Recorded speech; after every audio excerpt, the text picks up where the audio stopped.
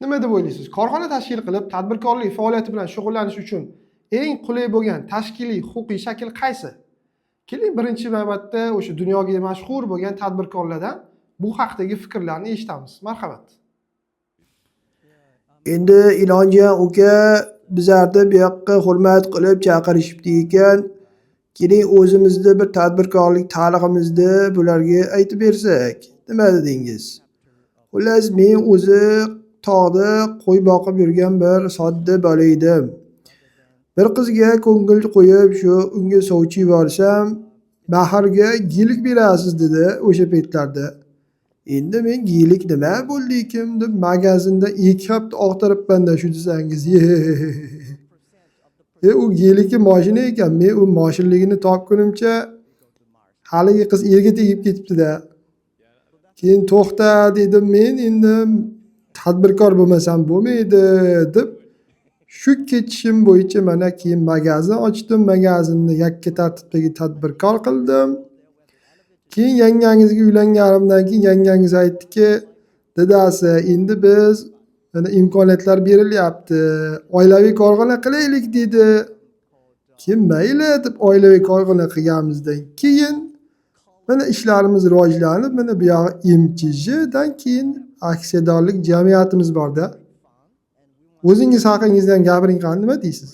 Xullas kalom, menga ham taklif qilgan, mana xotinim aytganki, keling oilaviy korxona qilamiz degan. Men aytganman, kallang joyidami deganman. Men har 2 haftada uylansam, ajrashsam, keyin bu mol mulk qanaqa bo'lishamiz oilaviy korxona san ham ishtirokchi bo'lib qolsang deb rozi bo'lmaganman. Primoy LLC qilib mas'uliyat cheklangan jamiyat shuni ochganman, qo'yganman. Mana hozir ishlarim yomon emas, ko'rib turibsiz. Pulim bor, mashinam bor, uyim bor. 15 tami, 17 tami bolam bor, hozir soni ham izimdan chiqib ketgan, xullas kalom. Maslahatim endi qaranglar, biznesni endi boshlab turgan bo'lsanglar, YTTdan boshlanglar. Sekin-sekin menga o'xshab MCJga olib chiqing. Menga emas, mana ham Jekma akaga o'xshab olib chiqasizlar. Do'qinglar baland bo'lsa, menga o'xshab sirazi MCJ qilishinglar kerak. Albatta bu hazil edi. Endi bo'lsa o'zimizdagi rasmiy statistikaga e'tibor qaratamiz. 2026-yil 1-yanvar holatiga ko'ra respublikada jami 420,9 mingta tijoriy tashkilot faoliyat yuritib kelyapti. Ulardan 320 mingdan ortig'i, ya'ni qariyb 80% aynan mas'uliyati cheklangan jamiyatlar hissasiga to'g'ri keladi. Demak, korxona ochib uni yuritish uchun eng qulay bo'lgan tashkiliy huquqiy shakl bu aynan MCJ. Statistikaga binoan undan keyingi o'rindagi eng mashhur korxona turlaridan bu xususiy korxona hamda oilaviy korxona hisoblanadi. Xo'sh, nima uchun MCJ tadbirkorlarimiz orasida mashhur? Uni afzalliklari haqida gapirishimizdan avval uning alternativlari haqida 2 og'iz to'xtalib o'tsak. Dastavval xususiy korxona. Xususiy korxona bu tashkiliy huquqiy shakllar orasida eng noqulay hisoblanadi. Chunki unda ta'sischi yagona bo'lishi shart hamda aynan o'sha ta'sischi korxona rahbari bo'lib faoliyat yuritishi majburiyat yuklatilgan. Undan tashqari xususiy korxona ta'sischisi korxona majburiyatlariga o'zining shaxsiy mulki doirasida javobgar bo'ladi. Oilaviy korxona sifatida faoliyat yuritishda bo'lsa bir qancha afzalliklar mavjud. Xususan, shu tadbirkor faoliyatini o'z uyidan amalga oshirishi mumkin. Bunda turar joyni noturar shaklga o'zgartirish majburiyati yuklatilmaydi. Undan tashqari, o'sha oilaviy korxona kommunal to'lovlarni ham jismoniy shaxslar uchun belgilangan tariflarda to'lashlari mumkin. Oilaviy korxona kamida 2 nafar ta'sischi ishtirokida tashkil qilinadi. Oilaviy korxona ta'sischilari korxona faoliyatida o'zlarining shaxsiy mehnatlari bilan hissa qo'shishlari, ishtirok etishlari shart. Lekin oilaviy korxona shug'ullanish mumkin bo'lgan faoliyat turlariga cheklovlar mavjud. Jumladan, o'sha aksiz soliq to'lanadigan tovarlarni ishlab chiqarish hamda yer qa'ridan foydalanganlik uchun soliq solinadigan foydali qazilmalarni kavlab olish faoliyati bilan shug'ullanishlari mumkin emas. Endi mas'uliyati cheklangan jamiyatning afzalliklari haqida gapiradigan bo'lsak, dastavval MCJning eng katta afzalligi bu ta'sischilarning shaxsiy mol-mulki himoyalanganligi. Ya'ni agar korxona o'sha qarzdor bo'lib qolsa yoki bankrotlik holatiga kelib qoladigan bo'lsa, ta'sischilar faqat ustav kapitaliga qo'shgan hissalari miqdorida shu korxona oldida javobgar bo'lishadi. Masalan, agar siz korxona tashkil qilingan paytda ustav kapitaliga 50 million so'm o'z hissangizni qo'shgan bo'lsangiz, korxona natijada 200 million so'mlik qarzdorligiga ega bo'lsa, siz faqatgina o'sha ustavga qo'shgan 50 million so'm hissangiz bilan javobgar bo'lasiz xolos. Qo'shimcha 150 million so'm uchun siz o'zingizni shaxsiy mol-mulkingiz yoki mashinangiz, uyingizga o'sha undiruv qaratilishi mumkin emas. Shuningdek, siz MChJ orqali filial ochish, investor jalb qilish, korxonadagi ulushlarni sotish imkoniyatiga ega bo'lasiz. Bu biznesni kengaytirish uchun juda ham muhim. Mas'uliyati cheklangan jamiyat qanaqa turdagi soliqlarni to'laydi? MChJ o'sha tashkil qilinib davlat ro'yxatidan o'tkazilayotgan paytda soddalashtirilgan tartibdagi soliq to'lash tizimini tanlash huquqiga ega bo'ladi. Ya'ni o'sha YTT hamda o'zini o'zi band qilgan shaxslar to'laydigan aylanmadan olinadigan soliq to'lovchisi bo'lish huquqiga ega. Ya'ni 1 milliard so'mgacha bo'lgan оборот miqdorida. Lekin bunda o'sha faoliyat turlariga bo'lgan bir qancha cheklovlar mavjud.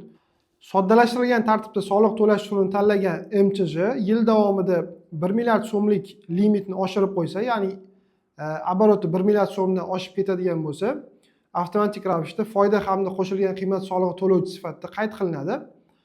Undan tashqari, MChJ o'sha o'zi oladigan foydasini korxona faoliyat doirasida topgan foydasidan ta'sischilariga dividend ajratmoqchi bo'lsa, unda ham o'sha dividend solig'i mavjud 5% miqdorida. Mas'uliyati cheklangan jamiyat ta'sischilari yuridik yoki jismoniy shaxslar, hattoki o'sha xorijiy davlat fuqarolari bo'lishi ham mumkin. Bunda ta'sischilar soni 50 nafargacha bo'lish belgilab qo'yilgan. Agarda o'sha yil davomida ta'sischilar soni 50 tadan oshib ketadigan bo'lsa, 1 yil muddat beriladi. O'sha 1 yil muddat davomida MChJ o'zini aksiyadorlik jamiyati sifatida qaytadan ro'yxatdan o'tkazishi shart. Undan tashqari o'sha xodim yollashda hech qanaqangi cheklov mavjud emas MChJlarga. Va yana bitta tarafi, o'sha mas'uliyati cheklangan jamiyat rahbari har qanaqangi jismoniy shaxs bo'lishi mumkin. Uni ta'sischilardan biri direktor, rahbar bo'lish majburiyatini olish shart emas. Mas'uliyati cheklangan jamiyat faoliyatiga doir barcha holatlar, ya'ni uni tashkil qilish, tugatish, ta'sischilar sonini belgilash, ustav fondini tashkil qilish, ta'sis hujjatlarini o'sha ro'yxatdan o'tkazishga bog'liq barcha holatlar O'zbekiston Respublikasining mas'uliyati cheklangan jamiyatlar to'g'risidagi qonuni bilan tartibga solinadi. Hozir o'sha qonundagi ma'lum bir muhim jihatlarni qisqacha tushuntirib o'tishga harakat qilamiz. Unga ko'ra, mas'uliyati cheklangan jamiyatning ta'sis hujjatlari uning ustavi hamda ta'sis shartnomasi hisoblanadi. Agar mas'uliyati cheklangan jamiyat bir nafar ta'sischi bilan tashkil qilinadigan bo'lsa, unda ta'sis shartnomasi tuzilmaydi va ta'sis shartnomasi davlat ro'yxatidan o'tkazilmaydi. Lekin mas'uliyat cheklangan jamiyatning ustav fondini davlat ro'yxatidan o'tkazish shart. Mas'uliyat cheklangan jamiyatning ustav fondi u davlat ro'yxatidan o'tkazilgandan keyin 1 yil ichida uni ishtirokchilari tomonidan to'liq to'lanishi shart. Mas'uliyati cheklangan jamiyat ustav fondining miqdori qonun bilan cheklanmagan. Ta'sischilar uni o'zlari mustaqil ravishda o'sha tashkil qilish hajmi hamda shartlarini belgilash huquqiga egalar. Lekin bunda o'sha konsultant mutaxassislar mas'uliyat cheklangan jamiyat tashkil qilinayotganda uning kelgusi 6 oylik xarajatlarini hisobga olgan holda ustav fondi miqdorini belgilashni tavsiya qilishadi. Ta'sischilar o'z hissalarini naqd pul yoki naqd pulsiz ko'rinishda ustav fondiga qo'shishlari mumkin. Bunda e'tibor berilishi mumkin kerak bo'lgan bitta jihati borki, o'sha jamiyatning ustav fondiga qo'shiladigan qiymat agar bazaviy hisoblash miqdorini 10 ming baravaridan oshiqcha bo'ladigan bo'lsa, naqd pulsiz ko'rinishdagi hissalar baholovchi tashkilot tomonidan baholanadi va baholangan qiymatdan yuqori bo'lishi mumkin emas.